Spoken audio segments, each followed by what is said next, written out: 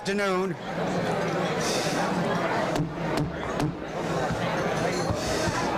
Good afternoon. Thank you. Good afternoon and welcome to the National Press Club. My name is Monroe Carmen. I'm president of the club and editor-at-large at Bloomberg Business News. I'd like to welcome club members and their guests here in the audience, as well as those of you watching on C-SPAN or listening to this program on National Public Radio or the Global Internet Computer Network. Before introducing our head table, I would like to remind our members of the speakers we have coming to the podium in the next few days. On Thursday, April 27th, Senator Bob Kerrey, Democrat from Nebraska and Vice Chairman of the Senate Intelligence Committee, will discuss the Oklahoma City bombing as well as future directions for his Democratic Party. On Tuesday, May 2nd, Senator Arlen Specter, Republican from Pennsylvania and a presidential candidate, will appear before the press club audience. And on Thursday, May 2nd, Lawton Chiles, Governor of Florida, will talk about the real impact of block grants on the states, what he calls a prescription for fiscal disaster. Transcripts and audio and videotapes of press club luncheons are available by calling 1-800-500-9911. 1-800-500-9911. If you have any questions for our speaker, please write them on the cards that you find at your table, pass them up to me, and I will ask as many as time permits. I now would like to introduce our head table guests and ask them to stand briefly when their names are called. From your right, Lisa Richwine of States News Service, Chuck Rosh of Gannett News Service, Amy Bayer, Copley News Service, Jose Carreño, Washington Bureau Chief, El Universal of Mexico City, Ron Hutchison, Washington Bureau Chief, Fort Worth Star-Telegram, Susan Feeney of the Dallas Morning News, Jim Grimaldi, Washington Bureau Chief, Orange County Register. Skipping over our guest for the moment, Mark Johnson, Media General News Service and Chairman of the National Press Club's Speakers Committee. Dan Carney, freelance journalist and member of the National Press Club Speakers Committee, who arranged today's luncheons. Thank you, Dan. Peggy Roberson, National Desk Editor, Hearst Newspapers. Rick Dunham, Business Week. Bill Garland, Washington Bureau Chief, Hart Hanks Newspapers. John Dimsdale, Washington Bureau Chief, Marketplace Radio, and Frank Grieve, Night Ritter Newspapers.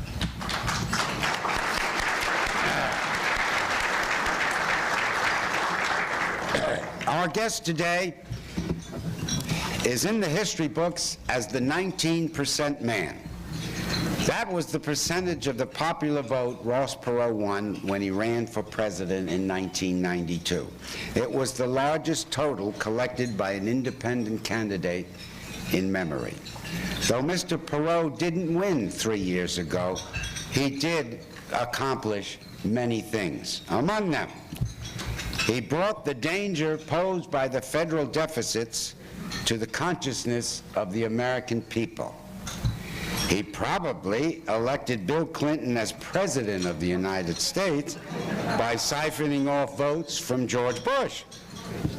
And he established his grassroots organization, United We Stand, as a continuing force in American politics. Hopefully, Mr. Perot today will give us his opinion of President Clinton's first 2¼ years in office, as well as the Republican Congress's first 100 days in office. We'd also like to hear his views on the U.S. trade relationship with Mexico, the future of the peso, and the outlook for the global economy, excuse me, now that the North American Free Trade Agreement and the New World Treaty, both of which he opposed strenuously, have been put in place. And, of course, we'd like to know his own plans for 1996. The independent field could become quite crowded next year, with Jesse Jackson, Pat Buchanan, and General Colin Powell waiting in the wings as potential third-party candidates. Before entering politics, you will recall, Mr. Perot made his name and his fortune in the world of business, borrowing $1,000 from his wife for seed money. He founded Electronic Data Systems in 1962. EDS grew into a colossus and made Mr. Perot rich by helping companies and government agencies manage their computer resources. When EDS was bought by another colossus, General Motors, Mr. Perot, after a short and stormy stint on the GM board, decided to enter the relatively placid world of national politics. While Mr. Perot's many accomplishments are most familiar to all of you, there is one that may come as a surprise. Now, if you pay close attention to this little chart I have here, you will see that, I hope you all can see this now, you will see that seasonally adjusted and corrected for inflation and the declining value of the dollar, our guest now holds the world's largest hoard of National Press Club mugs.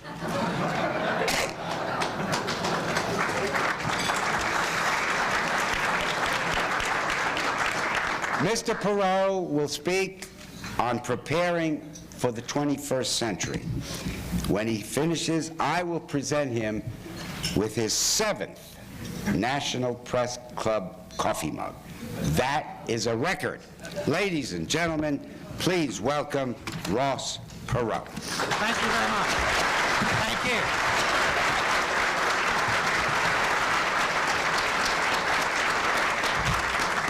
Thank you very much. It's a privilege to be with you today. As we think about the recent tragedies that have occurred in our country and the problems that face our country as we prepare for the 21st century, never forget that we are the luckiest people in the world because you and I live in the greatest country in the history of man. We live in a country that literally hundreds of millions of people can only dream of coming to, but you and I are here. So never, ever forget how lucky we are. Today, as we discuss the problems that we must face and solve, please keep in mind that dealing with these problems is absolutely insignificant compared to the problems our ancestors faced as they fought and won the Revolution, came from all over the world on sailing ships. Imagine what that was like. And populated this great country traveling in covered wagons. Think what that was like.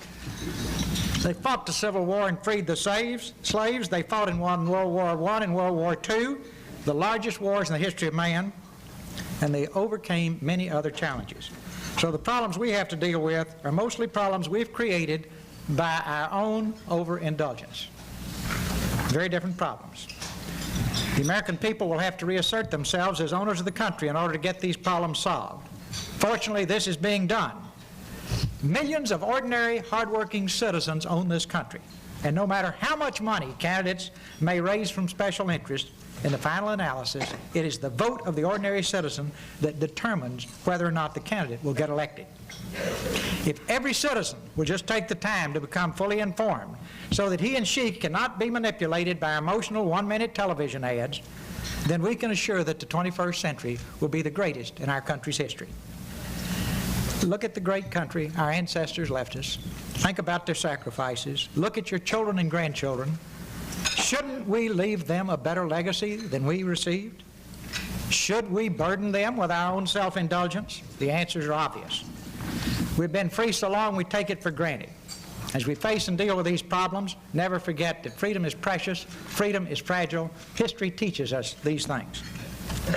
Hopefully we'll learn enough from this experience and not repeat it again later. Hopefully our children will learn and not do this again in the 21st century. But history does tend to repeat itself. Recent history teaches us that we certainly cannot count on our elected officials to solve our problems while we, the owners of the country, remain on the sidelines, uninformed and uninvolved. I can summarize everything I've said so far with Thomas Jefferson's words. Here they are. Whenever the people are well informed, they can be entrusted with their own government. The people themselves are its only safe depositories. We've got to prepare for the 21st century. One of our primary goals should be to see that there are no major wars in the 21st century. We had 2 world wars in the 20th century. The next major war could literally destroy the planet, and we must never forget that as we become preoccupied with our domestic issues. The use of modern technology such as nuclear weapons, chemical and biological agents literally could destroy the planet. Don't forget, we're the last superpower. And with this comes an enormous responsibility to people all over the world who are not as fortunate as we are. As the world's last superpower, our great country should not only have a balanced budget, it should be debt-free, and it should have a significant financial surplus to pay for emergencies, as odd as that must sound to you. Some people are saying, why would you want a surplus? Well, it makes sense for Chrysler to have a $7.5 billion surplus. We clearly understand why companies should have surpluses. We understand why people should have money in the bank. So how can we rationalize, as the world's last superpower, being $4.8 trillion in debt with no plan at all to balance the budget, pay our debt, or create a surplus? If you're broke, you can't help other people. That sums up everything I've said. We've got to stop fantasizing, and we do a lot of that in our country. The whole world depends on us to conduct our affairs in a responsible way. All you've got to do is look at the left-hand column of the New York Times front page this morning. They've all gotten together to talk about money. The Germans are basically saying that Washington's unwillingness to further trim our budget deficits are not acceptable. That's from Germany. Japan is saying that the dollar problem was made in America and must be fixed here. This is on the 50th anniversary of World War II. And finally, the director of the International Monetary Fund will not relent in his criticisms of American financial policy. We've got to stay financially strong. The best example I can give you of our fantasy land that we live in is the 1993 Clinton economic plan. Follow me through here. It gave us one of the largest tax increases in history, but it never balanced the budget ever. And the national debt skyrockets as we enter the first 3 decades of the 21st century, to the point that there is a 1-year increase in the debt in the year 2030. This is just 1 year, is forecasted to be $4.1 trillion. That's just the increase in the debt in 1 year. And that was the economic plan that would ensure our future. And finally, and as Paul Harvey would say, here's the rest of the story. Only in America, a few months later, would you have both parties rushing to the American people after trying to control the debt and raising taxes and failing to do it, coming back saying, we're going to offer you tax cuts, and this is nothing more than free candy to entice your vote in the 1996 election. It has nothing to do with reality. In plain Texas talk, either the 1993 tax increase didn't make any sense, the current plans to decrease taxes don't make any sense, and I would love to hear anybody rationalize how both could possibly make sense. One of our problems is our government is run like a magician's act. It is filled with illusions. Appearances, images, spin control, and polls are everything. Producing real results for the owners of the country, our people, carries a low priority. It's how does it look? How did it spin? Could you get the story where you wanted it the way you wanted it? You live with that day in and day out. I hope you'll clean it up. As we approach the 21st century, our country faces a number of problems that must be dealt with now. Our financial problems are so large they require immediate attention. On examination, the financial numbers leap at you like a flashing red light from an instrument panel, warning that we only have a narrow window of opportunity to deal with these money problems, or they will surge out of control and literally destroy our country. In Churchill's words, we need action this day. Our major financial problems include, number 1, the debt and the deficit. We're now spending 15 times as much a year to run this great country as we did when JFK was president. I ask you, are we 15 times better off? I suggest to you, for that amount of money, we should have utopia. We don't. Spending a lot of money didn't produce results for the American people. The national debt is now $4.8 trillion. The Office of Management and Budget, this is the President's staff, forecasts the increase in the debt in just 1 year to rise to over $4 trillion. 1 year increase in the debt in the year 2030. Let's go to Social Security. In 1950, we had 16 people working for everybody receiving Social Security payments. By 1990, that number had dropped to 3 people at work for every retired person receiving payments. In the year 2030, we will only have 2 people at work for every retired person receiving benefits. Obviously, we need a Social Security Trust Fund. Congress created one and dramatically increased Social Security taxes on workers and their companies. Our national leaders are on television almost every night promising that they will protect the Social Security Trust Fund. Here are the facts. It doesn't exist. How can you protect something that doesn't exist? Congress has already spent the money on other projects in a less pretend effort to artificially report a smaller deficit to the American people every year. We should have $500 billion accumulated in this Social Security Trust Fund. All we have is a sheet of paper. You say, well, don't worry about it. Congress doesn't even pay the interest on the note. They just roll the interest forward. In contrast, $500 billion in a pension fund properly managed over a 30-year period and earning 8% would grow to $5 trillion. That's the way a pension fund should be handled. Since the fund doesn't exist, the 2 people at work for each retired person in the year 2030 are going to have to pay a terrible price for this mishandling of the Social Security Trust Fund. For example, the 1-year deficit in the Social Security Trust Fund is forecasted to be $5.5 trillion in the year 2050. Now see, when you can see all these indicators now, we need to fix it now. Ignore the propaganda coming out of Washington. Social Security will not continue as we know it because of the magnitude of this problem. But in the meantime, we play less pretend to protect a non-existent trust fund and force our children and grandchildren to carry what will be an unconscionable tax burden. If you want to understand our country's problems, I can boil my advice down to you into 3 words. Follow the money. That's what I've been doing.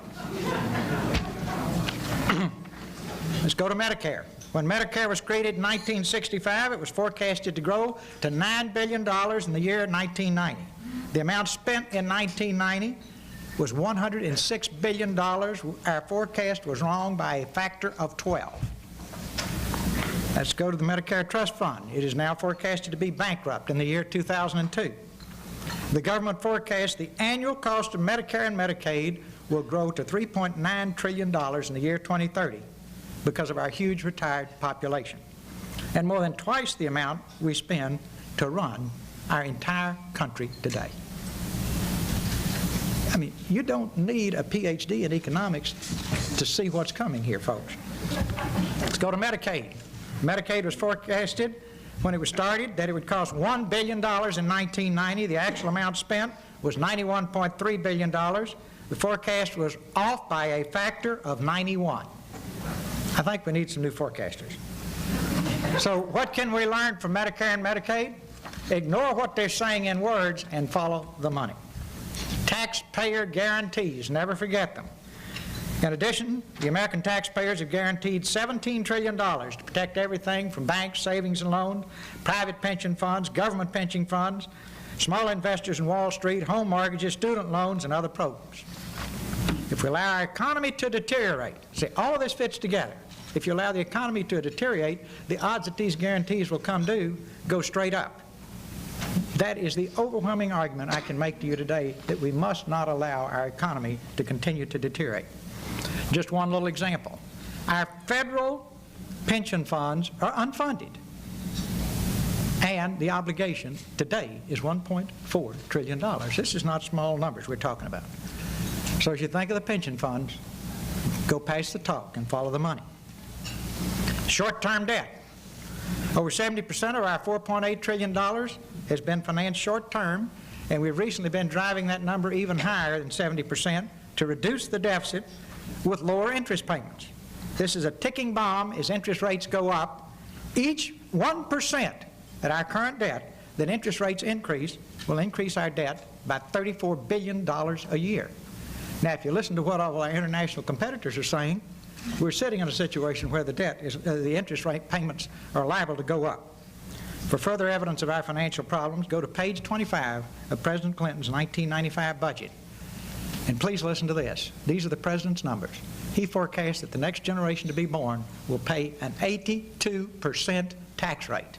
The American dream just died right there. The number went up to 84% in 1 year, so this year they didn't print it. If you still need more proof, go to the famous Alice Rivlin memo, written in October '94, just before the election, where she points out that the 1 year increase in the national debt in the year 2020 will be $1.5 trillion. That's the size of our budget. And then force yourself to look out to the year 2030, where the forecast is the 1 year increase in the national debt will be $4.1 trillion. So much for the Clinton economic plan and the promise to balance the budget. Maybe the best way to explain the magnitude of this problem to plain folks, and that's my constant challenge, is to tell them if you want to pay this debt, every family in the country's got to write a $72,000 check. They can't do that. That's too much debt. Next, in my never-ending search on how to explain this to people, let's just round up all of the U.S. currency and put it in one place. Every dollar bill, every $5 bill, every penny, nickel, and dime, and put it in one place. All of the currency in existence does not equal $4.8 trillion. Isn't that enough of an argument to convince the American people that the debt is too large? Believe it or not, we don't have $4.8 trillion in currency.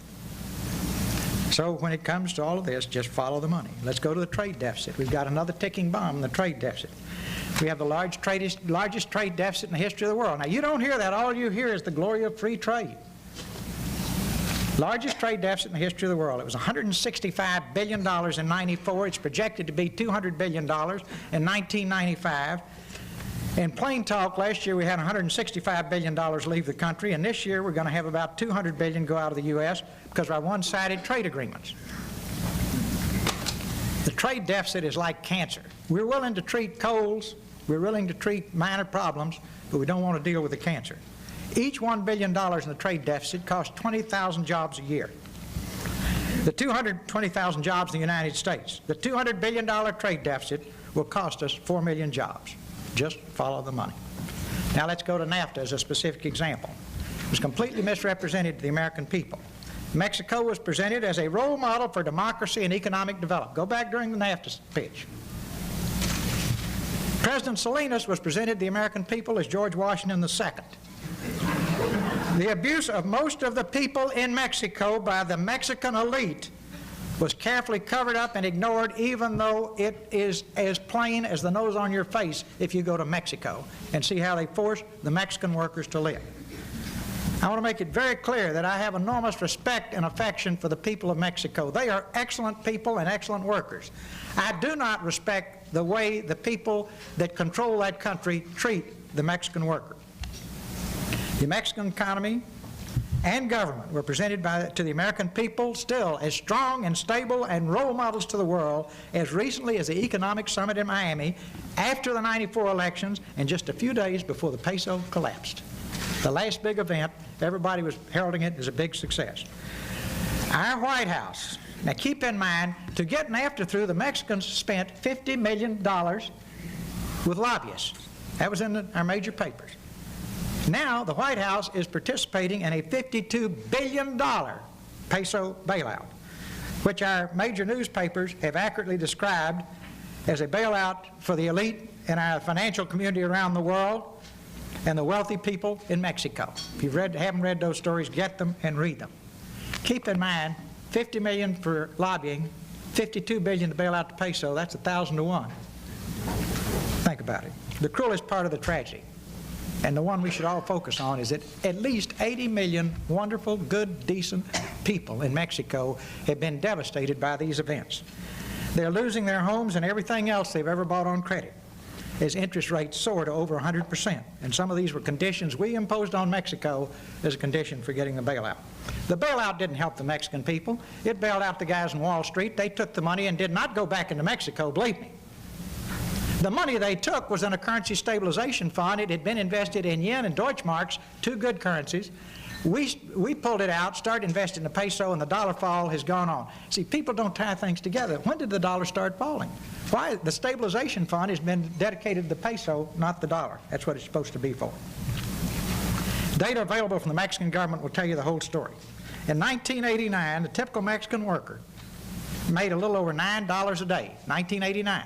Now keep in mind, now we have George Washington II in office. Things are getting better, better, better, better.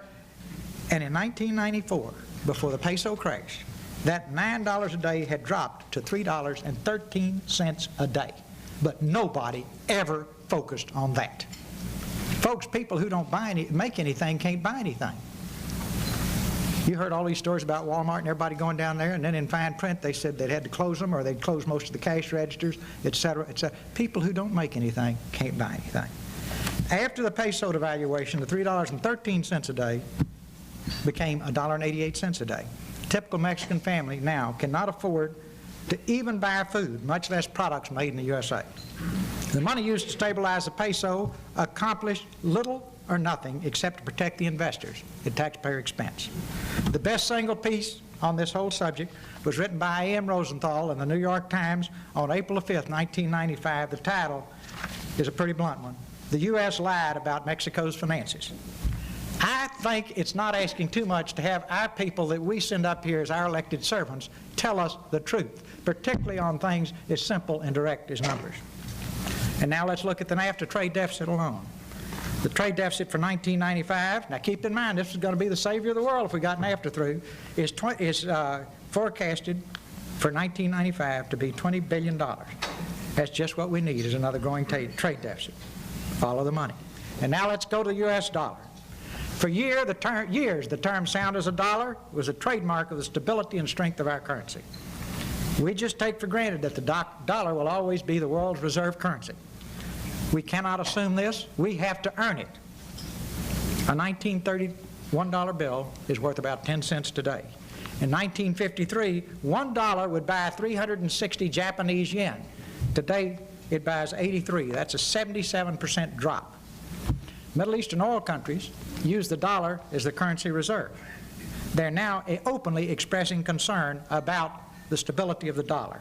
If they shift to another currency, the fluctuating cost of oil in this country can have a dramatic and adverse effect on our people and our economy. We must keep the dollar strong and stable in order for it to continue as the world's reserve currency. The weakness of the dollar is directly tied to our irresponsible runaway debt and mismanagement of our government. If you question that, read the New York Times left-hand column today. Some interesting points were made in a book that was printed in 1992. By the year 2000, foreigners will own approximately 20% of the U.S. gross national product.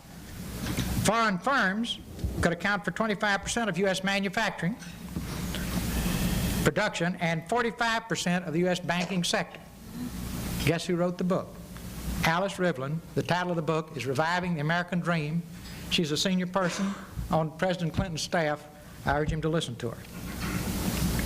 If you look at the numbers we've discussed today, why would we expect the world to have confidence in the dollar? Again, follow the numbers. Jobs. The magic of America is the fact that millions of people have had a good job that will allow them to support their families and have the world's highest standard of living. We can only balance our budget and pay our debt if we have a growing, expanding job base. We can only have this if millions of Americans are working at good-paying jobs. Since 1980, the standard of living has significantly dropped for 4 out of 5 working Americans. 2 million U.S. manufacturing jobs were moved to Asia alone. The people who had these jobs were making $440 a week. If they have a job at all today, they're making $270 a week, and I don't have to tell you the value of the dollar has gone down during that period. So they're making less dollars, and what they're getting is worth less money. On the other hand, our Congress gets a cost of living adjustment. Every time the dollar gets cheaper, they make more money. Helps you understand why there's no discipline on spending. But the people in this country do not. Never forget that millions of people who work in good-paying jobs are the heart of our tax base and the key to our being able to balance our budget and pay the $4.8 trillion. So if you want to come up with a plan to balance the budget and pay the debt, you want to see a growing, expanding job base, and in this case, my summary is follow the job base. You can't tax people who aren't making money. The fact that both parents have to work in many homes now is a testimonial to the problem. All the studies show that most of the mothers would rather not be working. We're also moving our manufacturing base offshore. The net effect of this is to take the highest paid working jobs in America. Everybody says, don't worry, Ross, we're going to train everybody for these jobs of tomorrow, but nobody knows what they are. Number two, please never forget you have 65 million people in our workforce with high school diplomas or less. Not everybody is a rocket scientist, including myself. And you have to understand that just good, honest work cannot all be transported to the cheapest labor in the world if we're to keep a strong economy. Now then, let's come down to the things I think you want to talk about. Millions of independent voters in 1994 swept the Republicans into power in the House and the Senate. Their mood was, give the Republicans a chance. The percentage of voters who have confidence in our government has dropped dramatically. In 1964, 76% of all voters had confidence in the way Washington operated. That number dropped to 19% in late 1994. How are our political parties distributed?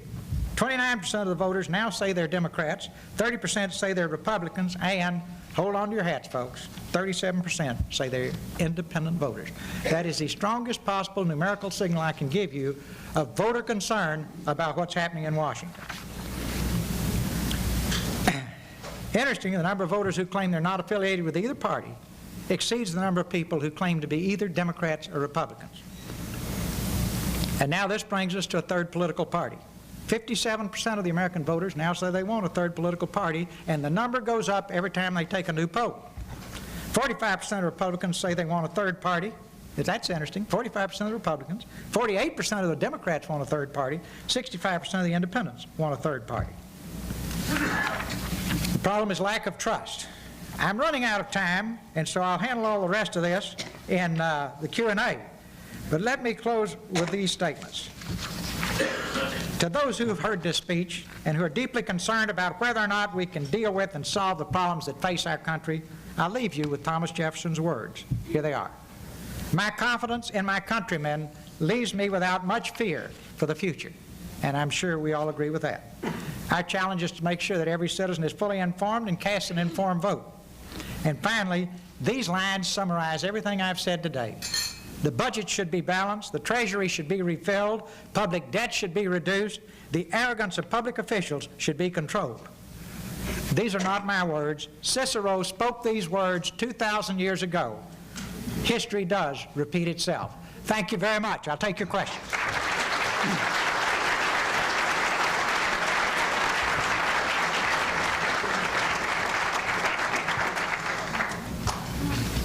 Yes, sir. Thank you, sir.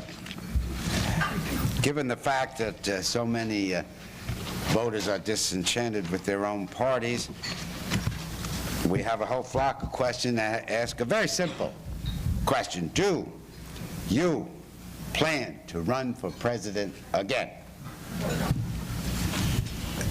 We will only do what is in the long-term best interest of our country. And in the meantime, we will have to endure all of the illusory statements that are made. For example, the theory that I put Bill Clinton into office has got to be one of the least accurate theories in the world. Let's go back to the campaign. I couldn't do business because everybody in the White House was saying, for heaven's sakes, Perot, don't drop out or Clinton will win by a landslide. Then I was getting the calls from Little Rock saying, for heaven's sake, drop out so that Clinton can win by a landslide. These guys spend a fortune on pollsters. Surely some of them knew what they were doing. Then let's go to the exit. You know, if let's go to the Joe Friday mode instead of the current myths that you'll hear being spouted over the next months. Now let's go to the exit polls from Election Day that showed that if everybody who had wanted to vote for me had voted for me, I would have won, but they had been convinced by the propaganda that I couldn't win and that they shouldn't waste their vote. Those are the hard facts if facts matter. So we will wait. I want to give the Republicans and Democrats a chance to do the job. The part I didn't get to cover covers that. Maybe I'll get to cover it in the other questions. We want them to stand and deliver. We don't have any personal goals. We want to see our children. I was in Des Moines, Iowa last Friday night with the Future Farmers of America. I wish you could have all been with me. They were so good and so wholesome and so nice and so fine. And you look at them and you say, whatever it takes, we've got to leave them with the opportunity where somebody from out in the middle of nowhere can have a dream, pursue that dream, and change the world. Now that's the history of what's happened in this country, and that's what drives us. We'll be very, very careful.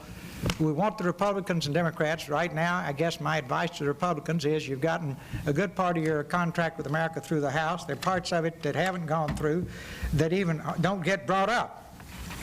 And here are some that we feel very strongly have got to be dealt with. And let me see if I can find it here. I had to drop out. But it really boils down to the fact that you don't have a balanced budget amendment. That fell apart. You haven't come up with a plan to get rid of the foreign lobbyists. That fell apart. And you don't have campaign finance reform. And I detailed the need for campaign finance reform, which maybe I can work in the next 25 minutes. All these things they need to get busy on, and then you'll see the independent voters surging to the party that is serving the people. Let's give them time to do that.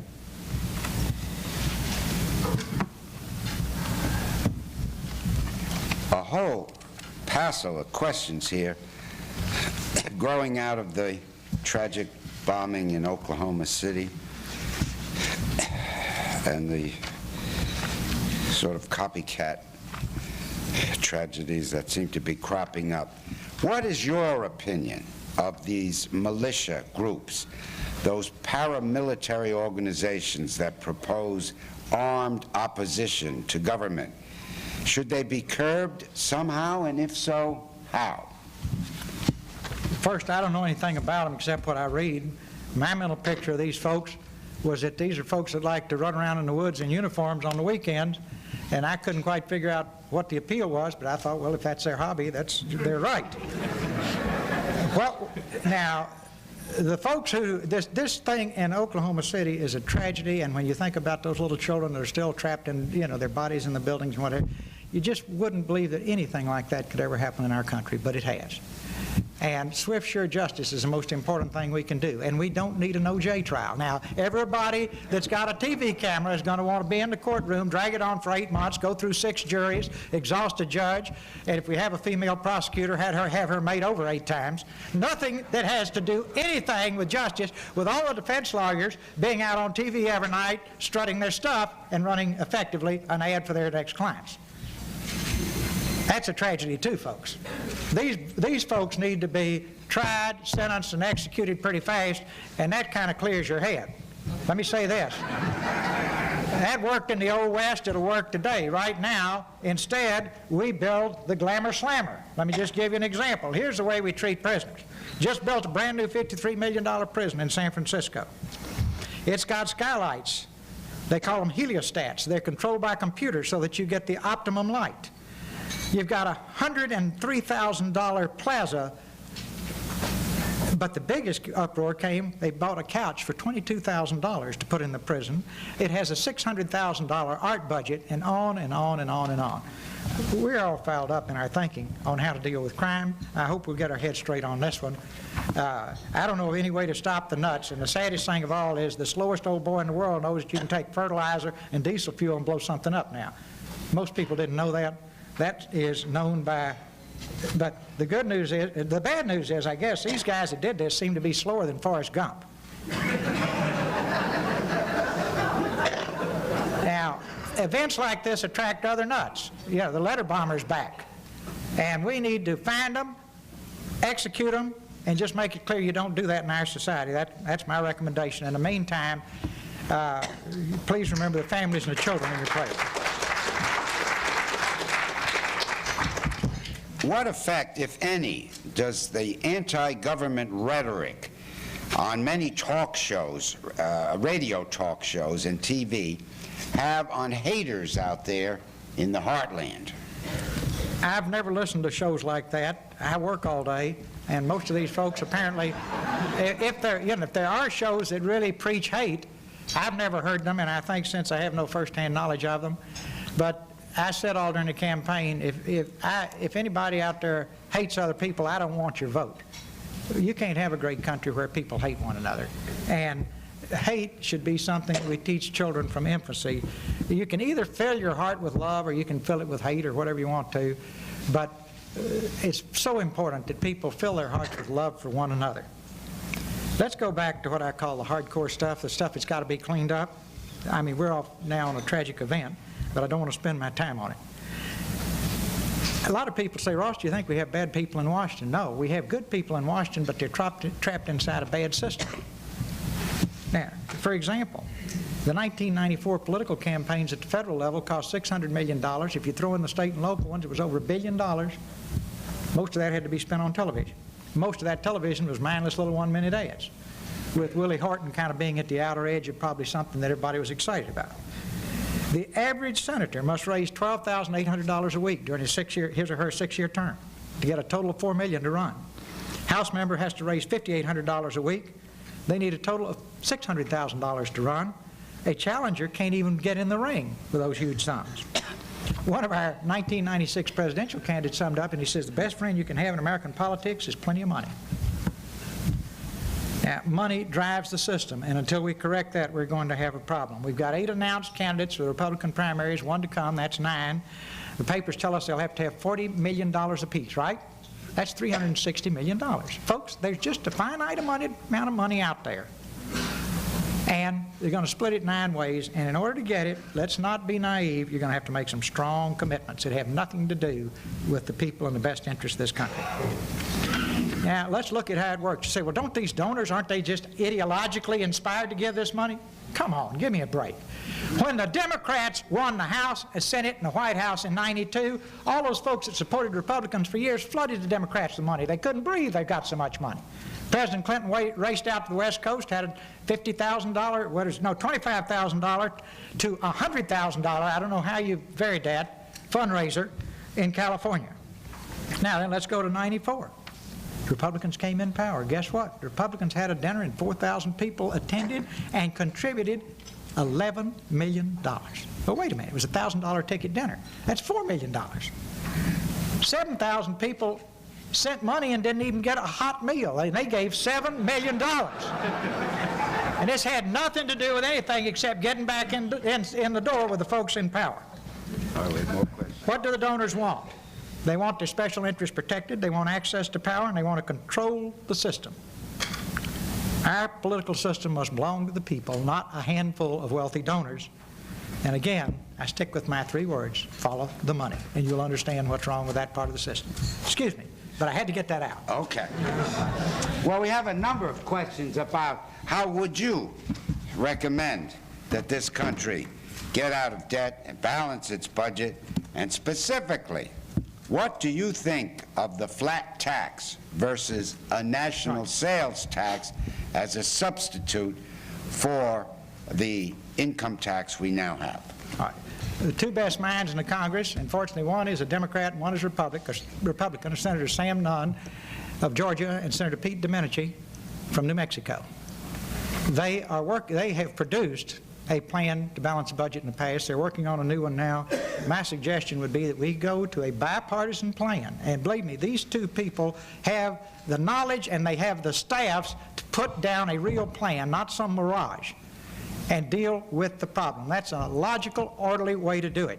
If people now those 2 have the moral courage to do it. If Congress doesn't want to do it, maybe you've got to create a commission to put together a plan, but that commission is going to have to go sell the plan to the American people because everybody running for office is scared to death to look you in the eye and say, I've got to take the free candy away from you. We're at that point.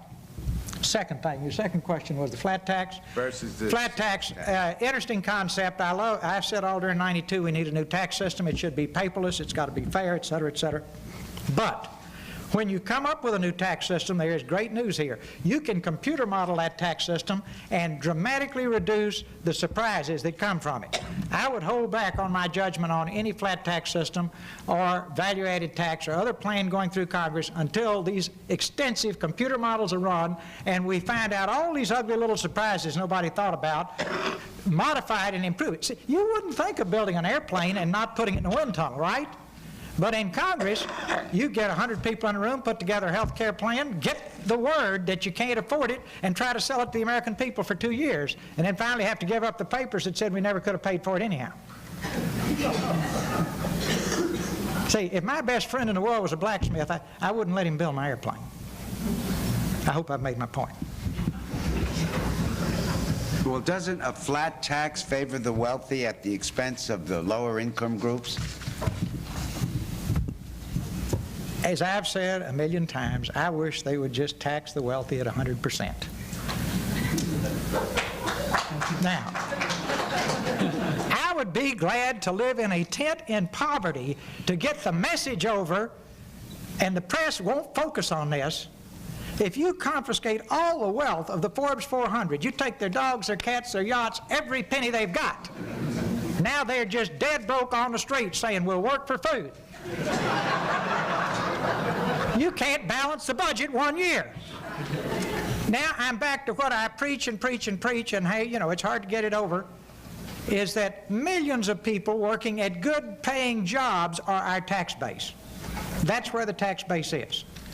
And we love to throw out what I call gorilla dust. When gorillas fight, they throw dust in the air to distract the other gorilla.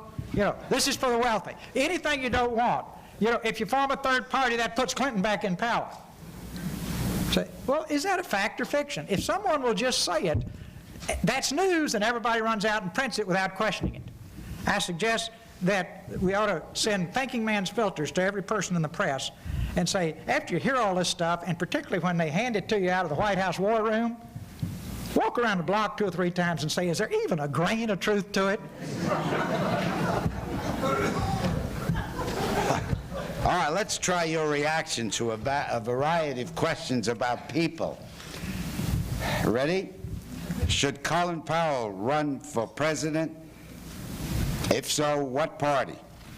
Fine man, I've known him a long time. They're already starting to tear him apart. It breaks my heart. That's a decision he'll have to make. But they've already started running the nasty stories. What does this have to do with anything? We know who Colin Powell is. He's been in the public limelight forever, but he's got to be recast. Or as we say in politics, they say in politics, for the first 3 or 4 months they said it about me, I didn't even know what they were talking about. I had to be redefined. And any weird story they could ever make up would run. I mean, I just finally started to laugh at it. You know, it's that ludicrous, but believe me, it works and it impacts the American people. I'd hate to see Colin Powell go through that. What would you think of a Perot-Powell ticket in 1996? I don't get into that sort of thing. I think it's obvious there are a lot of wonderful people in this country. He is a very fine person. My hope is that he will play a role in our government in the future. But politics being the attack dog mess that we've turned it into, I would hope that he would be serving as Secretary of State or something that didn't require him, his whole family, his cat, people he met once 100 years ago to be dragged through the mess. You all know what I'm saying. But God help the people being even confirmed for cabinet jobs now, right? And why? Why? Let me be blunt with you. It's the old story, you know, it's good dog food if the dogs will eat it, right? Is there anything in the world that anybody could allege about anybody that won't hit the front page? No. Why? Let me give it to you straight, folks out there in grassroots America. It's all driven by advertising. The bigger the audience, the more you sell the ads for. The bigger the circulation, the more you sell the ads for. As long as you and I eat that stuff up, we'll get it. All right, let's go on to a fellow Texan, Senator Phil Gramm. Do you think he would make a good president? I'm not going to cast people. He's a fine man. He's a very bright man. All I'm going to say is nice things about everybody you bring up, so you're wasting your time.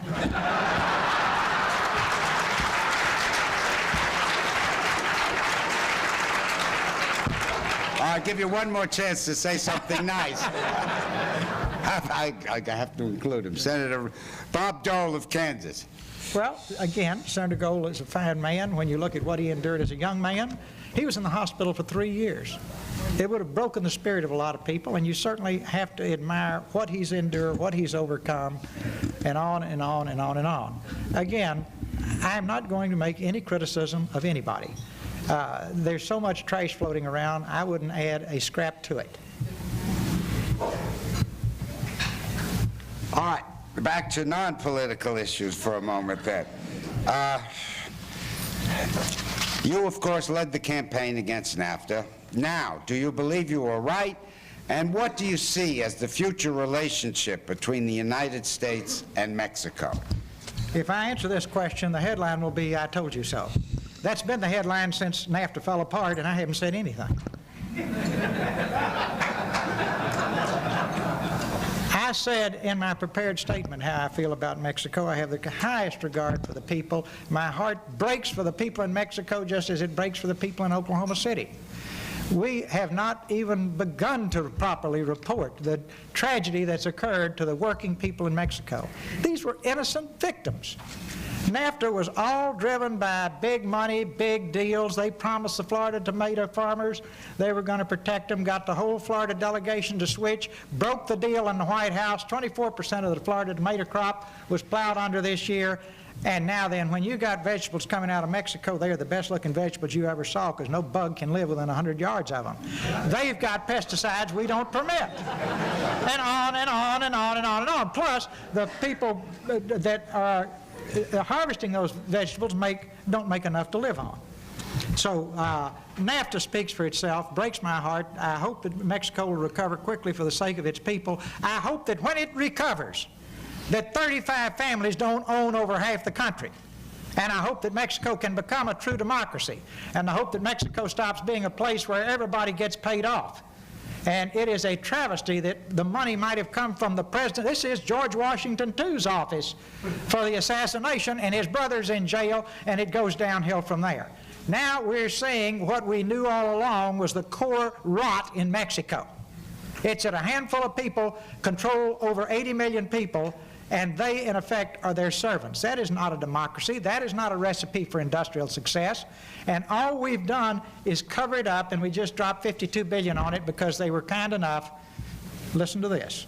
They always devalue the currency right after the new Mexican president is elected, but before he comes into office. This time they held it till after our election. They held it till after GATT passed. They held it till after the Summit of the America. And if anybody doesn't think they had an incentive to hold it, I got stuff in my attic to sell you. And if you want to know what the incentive was, you saw the sense of urgency our government had to get that money to Mexico. When Congress wouldn't do it, they took it out of a fund that never should have been used for that purpose. They had to deliver. And believe me, the people that had gotten caught in these high-risk investments were like if I had gone to Kentucky Derby, lost money, and came to you, the taxpayers, and say, "Will you bail me out?" You'd say, "Ross, you bet you lost," right? This was a high risk that the investors took. They were sophisticated investors. They were going to lose their money, but these are folks who had made big campaign contributions, and we had to square up with them. So we covered them with what used to be your money. That is a sick part of our process, and until we get campaign finance reform, the odds that a third party will exist are very high. All right, back on the budget now. Is it realistic to expect that the federal budget can be balanced in 5 years or less? And secondly, won't that require deep cuts, and I mean deep cuts, in such popular programs as Medicare, Medicaid, that many people depend on? I would urge people not to be magic about a 5-year or a 6-year. Come up with a plan. First thing is we were going to have, if the balanced budget amendment had sailed through, it would be on the process headed out to the states now, and we wouldn't have an inkling of how we were going to balance the budget. The thing we've recommended all the way along, and keep in mind, unfortunately, I'm an engineer. I believe it's important to have a blueprint before you build a building. The blueprint would have been the plan. Can we develop a plan? Yes. Do we have people with the talent to develop a plan? Yes. Will they develop a plan? Yes. Will it withstand scrutiny? Yes. Will there be a raging debate? Absolutely. Will there be shared pain? Absolutely, because we've overindulged ourselves. If I've been drinking 3 packs of, 3 packs of beer a day, smoking 2 packages of cigarettes, and my doctor says you're either going to die or quit smoking and drinking, I'm going to have to go through a little pain, right? I never should have been. The thing we always leave out of the equation is, why in the world did we do this in the first place, right? We did it to ourselves. We violated the first rule of war, which is don't shoot yourself. And now we have got to correct it. And the American people will do it. The goodness of the American people is incredible, but it's going to take a good sound plan. You've got to explain it to them. You've got to sell it to them. Don't give me these con games where you go out and say, I feel your pain. You know, give me a break. Now, interestingly enough, to show you how cynical it is, that was the second debate. That person practiced that all afternoon, leaning into empty chairs. But it worked. He had his act down, and it worked, right? And everyone said, oh, he feels our pain. Well, if we're that naive, again, see me. I got stuff in the attic.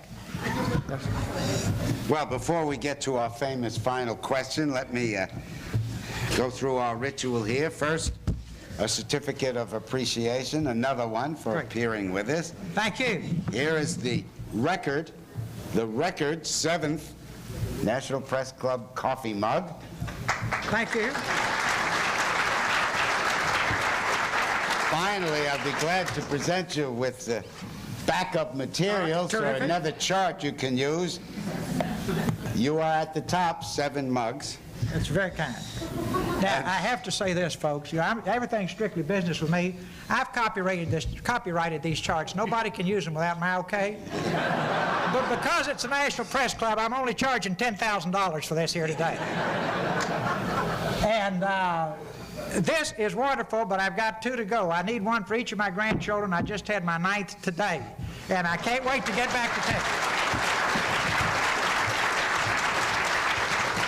That was my final question, sir. Congratulations. Thank you. Can you tell us her name? It is a she. Yes. Can you tell us her name? I have 7 grandsons, 1 granddaughter who absolutely dominates the 7. And we now have a new granddaughter, Meredith, and obviously Margot is right there smiling from ear to ear. The thing I love about my family is they're so close and they love one another so. They're all there. I have one daughter who's not in Dallas. She's on the airplane coming home, and they just are in heaven, and I will be too as soon as I get back to Texas. The baby's fine, the mother's fine, and just putting it in very personal terms, is it right for this little child to pay an 82% tax rate? It's just goofy that we would tolerate that. And if you ever wonder why I put up with all this, that's why. Because as lucky as I've been, and nobody has been luckier than I've been, if anybody ought to do this, I should. And my only agenda is to see that our children and grandchildren have the same opportunities we have. That's what America's all about. My parents worked all their lives and sacrificed so that my sister and I could go to college. My dad had to drop out of high school to take care of his mother when he was 14, when his dad died. My mother just got to finish high. They just spent their whole lives to make sure we got a college education. My favorite picture of my father hangs in his little cotton office, which I helped him build, just a little wooden building. He's got his ledger hanging on a nail on the wall. Now, where else but in the United States would that man's son, who had to work as a Texas cowboy, drop out of school when he was 14, would that man's son have the opportunity to build a company that had computer centers all over the world interconnected by satellite, processing people's general ledgers? Thank you very much.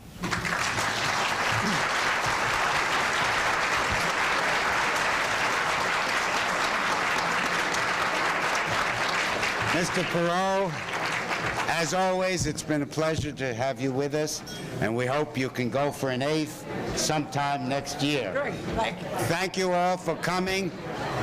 We appreciate your visit, and good afternoon. Thank you very much. Thank you. It was fun. Thanks very much. Great. Thank you. Yes, sir. Look at this.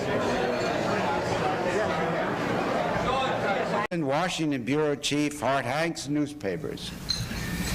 John Dimsdale, Washington Bureau Chief, Marketplace Radio, and Frank Grieve, Night Ritter newspapers.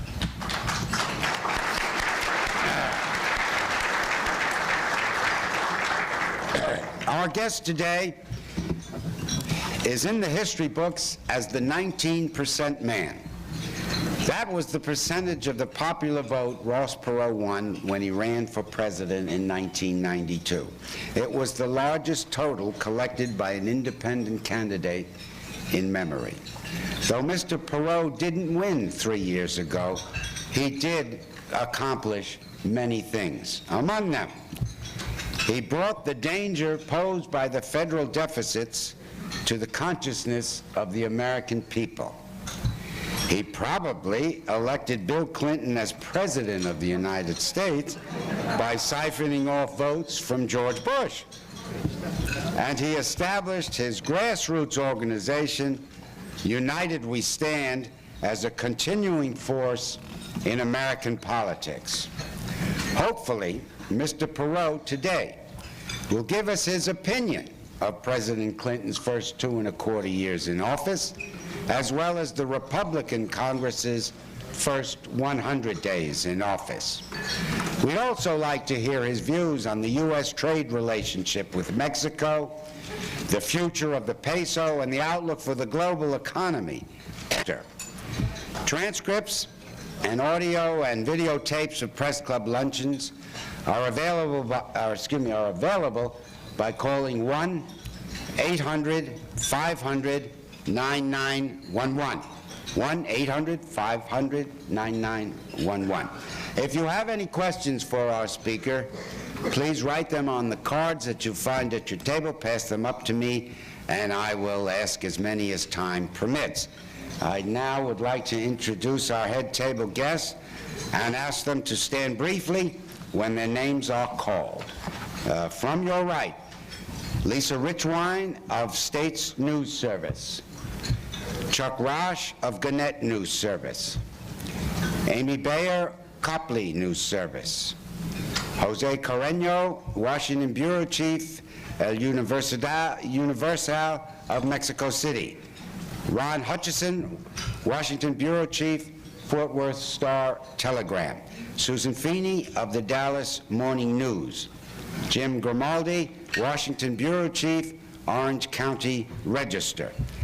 Skipping over our guest for the moment, Mark Johnson, Media General News Service and Chairman of the National Press Club's Speakers Committee. Dan Carney, freelance journalist and member of the National Press Club Speakers Committee, who arranged today's luncheons. Thank you, Dan. Peggy Roberson, National Desk Editor, Hearst Newspapers. Rick Dunham, Business Week. Bill Garland.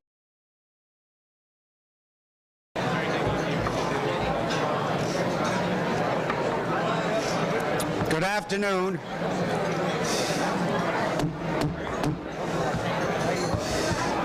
Good afternoon. Thank you. Good afternoon and welcome to the National Press Club. My name is Monroe Carmen. I'm president of the club and editor-at-large at Bloomberg Business News. I'd like to welcome club members and their guests here in the audience, as well as those of you watching on C-SPAN or listening to this program on National Public Radio or the Global Internet Computer Network. Before introducing our head table, I would like to remind our members of the speakers we have coming to the podium in the next few days. On Thursday, April 27th, Senator Bob Kerrey, Democrat from Nebraska and Vice Chairman of the Senate Intelligence Committee, will discuss the Oklahoma City bombing as well as future directions for his Democratic Party.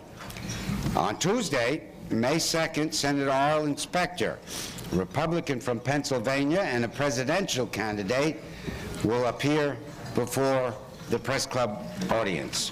And on Thursday, May 2nd, Lawton Childs, Governor of Florida, will talk about the real impact of block grants on the states, what he calls a prescription for fiscal disaster.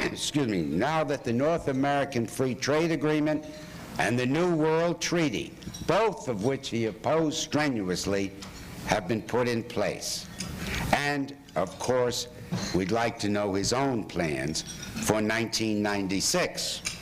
The independent field could become quite crowded next year, with Jesse Jackson, Pat Buchanan, and General Colin Powell waiting in the wings as potential third-party candidates. Before entering politics, you will recall, Mr. Perot made his name and his fortune in the world of business, borrowing $1,000 from his wife for seed money. he founded Electronic Data Systems in 1962. EDS grew into a colossus and made Mr. Perot rich by helping companies and government agencies manage their computer resources. When EDS was bought by another colossus, General Motors, Mr. Perot, after a short and stormy stint on the GM board, decided to enter the relatively placid world of national politics. While Mr. Perot's many accomplishments are most familiar to all of you, there is one that may come as a surprise. Now, if you pay close attention to this little chart I have here, you will see that, I hope you all can see this now, you will see that seasonally adjusted and corrected for inflation and the declining value of the dollar, our guest now holds the world's largest hoard of National Press Club mugs.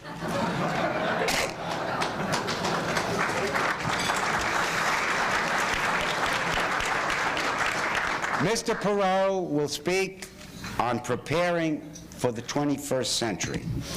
When he finishes, I will present him with his 7th National Press Club coffee mug. That is a record. Ladies and gentlemen, please welcome Ross Perot. Thank you very much. Thank you.